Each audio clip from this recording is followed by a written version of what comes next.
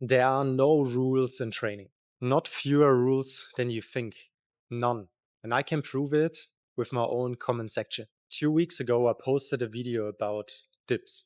Half of the comment section basically said using that technique changed their training. The other half said it's wrong and it's going to wreck people's shoulders. And it's the same video and the exact same information. So how can both groups be right? And that's because they are. Because the guy with healthy shoulders leaning forward the first time in his life and feeling his chest is right. The guy at 45 with a bad rotator cuff who is saying it's wrong is right too.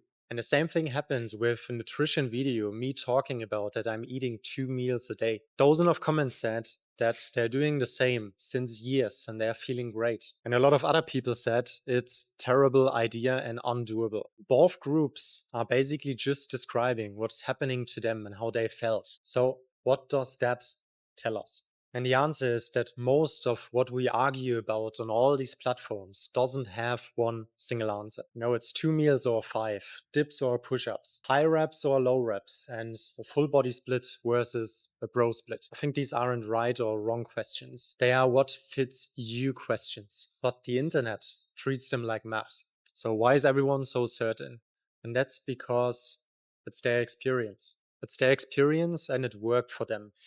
And if something worked for you, it stops feeling like an option that happened. And it basically starts feeling like the absolute truth. And I think if we look at the history of sports, the history is full of people that got laughed at in the first moment until they won, until they run a world record or similar. The method looked wrong, but the results didn't care at the end of the day. We are here not chasing world records, but there's that one rule I would keep in mind for everyone. Train hard enough so that it matters. At something you would still be doing in a year's time. And if you do so and keep that in mind, probably everything will work. Which brings up the question almost nobody asks before they're judging someone's training. What is that person training for? And what are you training for? I see a lot of really good creators out there in the YouTube space that get hammered in the comments for the training they do. And half of the time, what I'm reading is that the person that is commenting wants something completely different out of their training. So let me tell you what BuiltSimple is about so that you can decide if that channel is for you. I don't want to be a bodybuilder. It was never the goal and it's never going to be. I want to walk into a session, do 1000 reps in 60 minutes, sweat a lot, go home like nothing happened. I want to feel fit, feel capable, carry things, feel good in my body and move well for the next 20, 30 years. So if none of it, what we can watch out there is a rule. What's left? 2 things.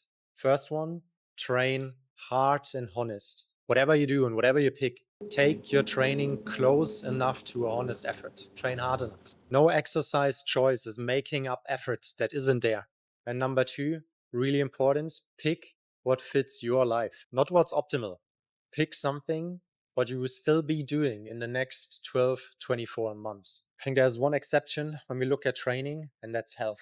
We always, no matter what we do, want to look at basic strength and basic mobility. Now, you want to be able to do a deep squat, you want to be able to hinge without your back hurting, and you want to do enough conditioning so that your heart and lungs are still working in the next 10, 20 years.